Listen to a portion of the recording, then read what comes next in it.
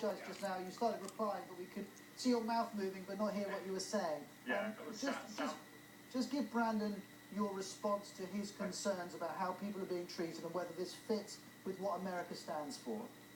Well, obviously, I haven't served at Guantanamo Bay, and I think Brandon obviously deserves a lot of respect for his service, as all the members of our military do, for serving in that difficult place. But I've spoken to a number of different service personnel who were at Guantanamo, and they've come away with very different understandings. Understandings where they would say that the detainees were treated with respect and treated in accordance with the best of American values. And the addition that I would point to that from more of an analytical point of view is that a lot of the detainees at Guantanamo, from my perspective, really see their imprisonment there as strategic opportunity. And you see that in the hunger strikes that are going on at the moment. You see that in the allegations that are made quite frequently, and I would say mostly false allegations about misconduct concerning U.S. military personnel. How do you know they're false? I'm curious. How would you know they're false, one way or the other? I'm sorry, what did you say? How would you possibly know if they're true or false? How can any of us judge that? Of course, you know, ultimately, that's a very good point. And what it comes down to is, how do we see the U.S. military?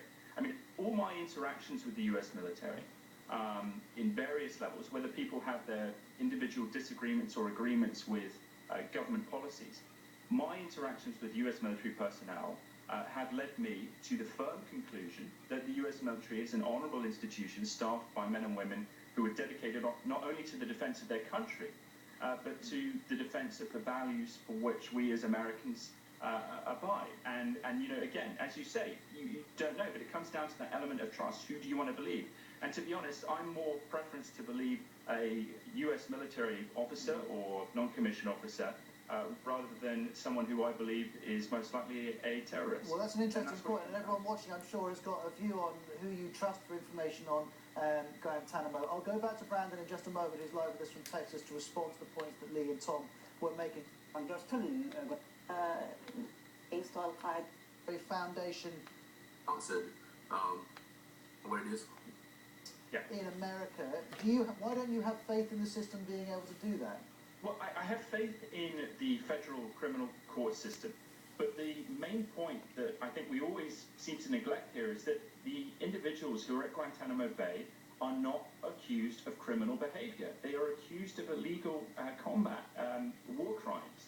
They were detained in Afghanistan and other battlefield locales.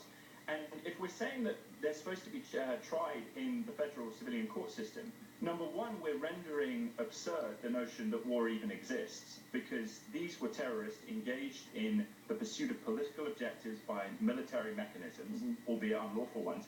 And secondly, we're imposing a ludicrous, really ludicrous obligation on our military personnel to say to platoon commanders and, again, their senior NCOs and their support staffs that when they are in a battlefield situation, not only must they pursue their immediate tactical objectives, but they also then must gather civilian-level evidence that can be then applied in the federal court system. Okay, so you think the problems actually start in the battlefield rather than in the prison as such. And just before we wrap up this discussion, Lee Casey, a question for you. Tom used the word ludicrous.